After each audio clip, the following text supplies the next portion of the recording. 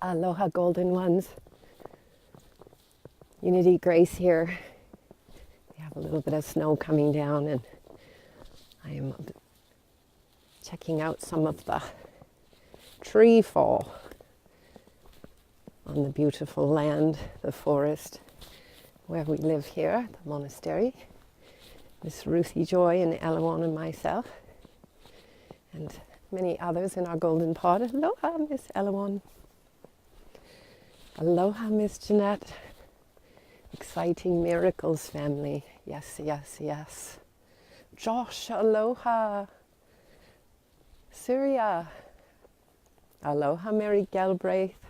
Aloha, beautiful beings. This is an exciting love stream.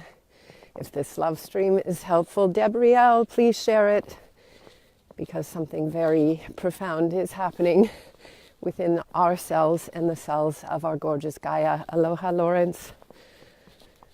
It's real, it's happening. The earth is crowning, and it's very profound what is occurring within the consciousness on the earth. So we live on this beautiful earth plane called Gaia Sophia. That is the consciousness of the earth. It is beauty, it is love, it is harmony and balance. It is a symphony of life, this beautiful living library that we are upon. Aloha, Jen Leslie. Just let me know if the volume is good. It seems that it's always an issue on these loves. Not always. Yeah, May. All right, aloha. Sound good? Give me a 2 thumbs up. So, thank you, Miss Infinity. Yeah, we are living in this exquisite creation called the Living Library. And within us is the Lightbrary. Those are the cosmic codes. The library is the carbon codes. So they all go together, and they exist together in different dimensional realms. So what is occurring on our Gaia Sophia and within all of us? Such a gorgeous snowfall. It's like the fluffiest snowflakes, and each one unique. Let's see if we can get some. Oh my goodness, celebration. The baby is crowning our Gaia Sophia. The earth within us is rising. Oh, tree fell. Didn't see that one yet. The earth is rising into the heavens with all of us on board, and that's quite exciting. You know that I love to speak about the 60th gene. When the 60th CD ignites in multiple beings, it will be the end of the earth as we know it. And all the cells that make up the consciousness that we call Gaia will step together into a new reality. So, from my perspective, sun and moon together on my birth chart, my entrance into this time-space continuum gives me a pretty clear perspective of what is going on all levels. So I can share it and relay it to us for some understanding. So I'm just going to stop for a moment here in the forest. Here's what's happening according to the guidance, and we've done some spontaneous meditations. We did the aurora on the new moon, and from the perspective of the human part of Unity, November 22nd, 2015 is when I was first taken through all the gates to see the dynamics of creation. And I went up into the stars of heaven, of creation, and let me tell you, there were no vaults there. It was way beyond volts. So, the Aurora meditation that we did on the 4th of February took us into the starry vaults of heaven for each one of us to receive our sovereign and unique codes for our purpose on this earth plane, this mission to assist this consciousness to awaken. And Guillerme posted a Barbara Marciniak recording that he had on his phone from 4 years ago and posted it on his page, so I shared it on mine. I suggest or invite people to listen. It pretty much sums it up. It says our ancestors were from the future and they came from a planet that woke up and realized itself as source consciousness, and all of the beings that came from it became creators. So, because time doesn't exist, there is no such thing as time, and there is no such thing as ancestors. It's all right here, right now in the consciousness, and all the fragmented aspects of the consciousness come together as the consciousness awakens up. So we went up into the starry vaults of heaven to receive our purpose, and many people who were with us on the meditation received profound codes that they have been bringing into the earth plane, scripts, you could say, codes, symbols. And our meditation was a reflection of what was occurring. What I say an oracle is a really good surfer who knows how to get on the wave of creation and then relay the messages. So it's like the guys like, Laird Hamilton, who rides the big ones. That's what the oracles do. So the oracle is just relaying a message from cosmic creation, from the axiotonal grids and what is coming through, and has the capacity in their wiring and in their body to translate the information for the collective, to transduce it into the languages that are spoken. So it's taking source code metadata, and it's bringing it into the language of the civilizations that are on the planetary systems. I always said Magdalenes were Stargate portal hoppers who transcended time and space and came in at certain nodal points to assure that ascension of planetary systems is always a success. So, we went up into the starry vaults of heaven. We had an incredible experience of meditation and the felt presence upon the earth for collectives all over who were experiencing the same in their own unique ways, who were able to jump on these cosmic waves. We're doing this together. So, hang on. I'm trying to hold it up so the snow doesn't fall on it. Okay, then we had a spontaneous meditation on the miracle coordinate of Friday, and in that meditation, communion came in the 45th gene, which is the transcendence of the financial systems and the pyramidal structures, hierarchy. And that was coming through the field, and we went into a spontaneous meditation, and more codes and collaboration came in, and that night I received a very significant call from my own perspective on the earth plane and the work that we've been doing to unlock the starry vaults of heaven, to go beyond the vaults, which are the mechanism to hold a consciousness inside of a container of creation for whatever purpose the container is to serve. And beautiful Shane Shima so eloquently put it when he realized that the earth was a container, and our solar system really, to serve the purpose of justice.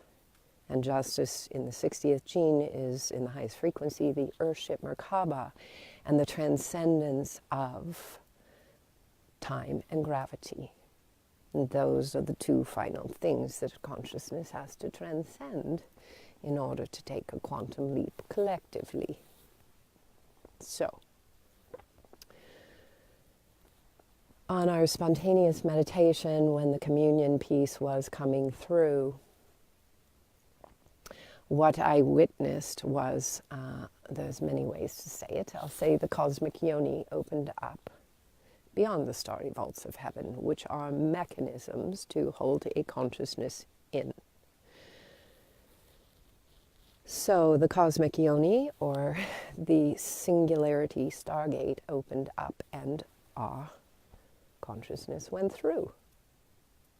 This is a profound miracle because it's exactly the same as the baby's head crowning in birth.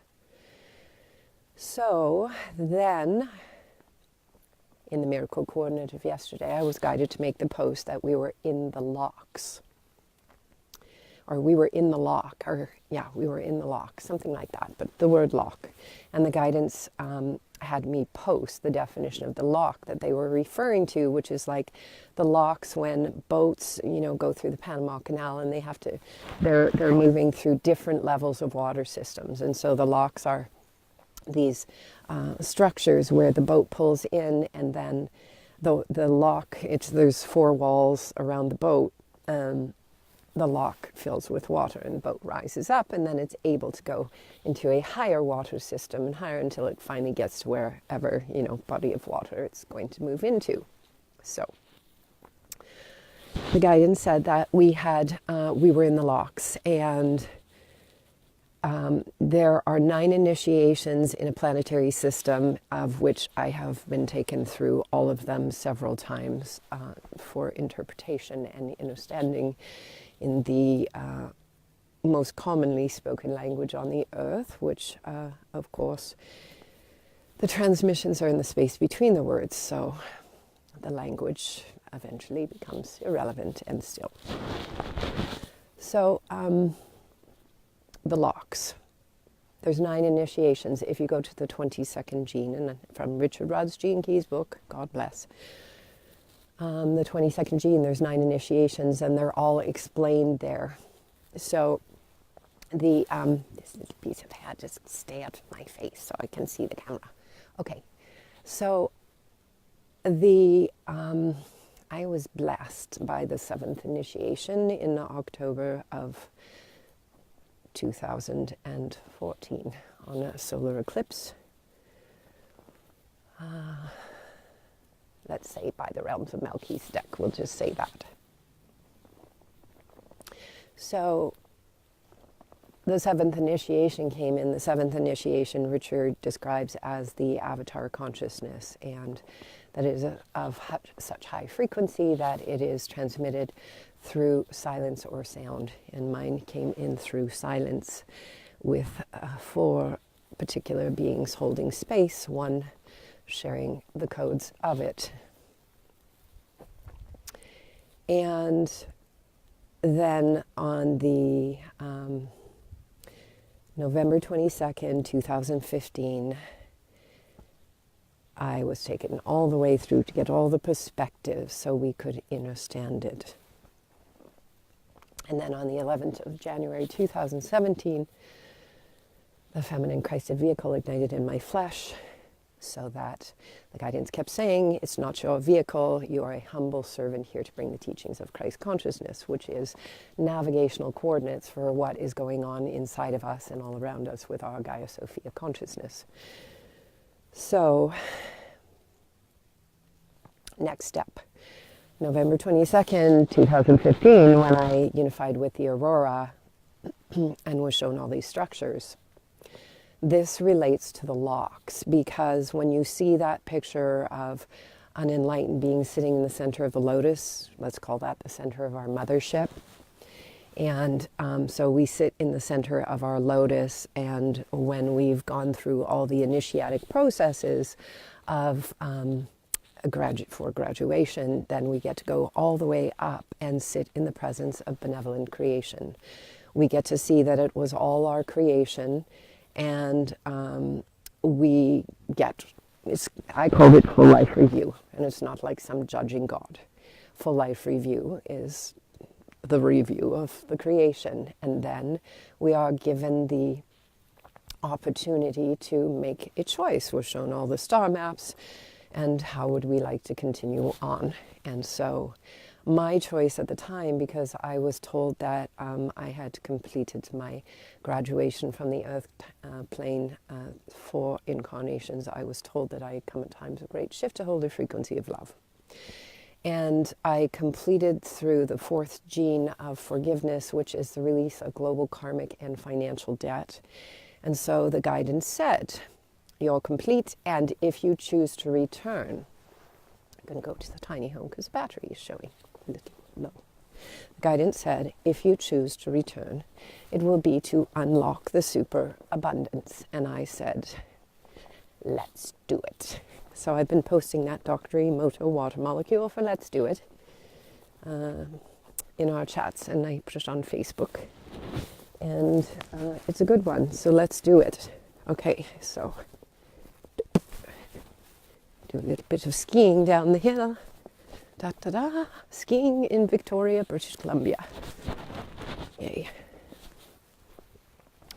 All right, so I made the choice because when one sits in the presence of benevolent creation and experiences the all, one goes, my gosh, the only thing I can really think to do, my little sovereign vehicle here, is give something back again and again to creation, called creation.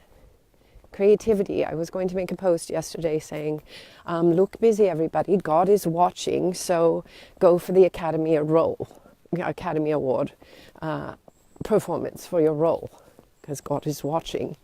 And that's kind of the experience that I had when I sat in the presence of benevolent creation and all the star nations and councils, star councils together.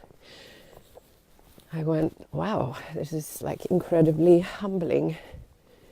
And in that childlike nature, that is the truth of who we are. From my personal perspective, the only thing I could think was to come back and do some more creating. And so the option was to come back and help unlock the superabundance on the earth. And I'm pretty sure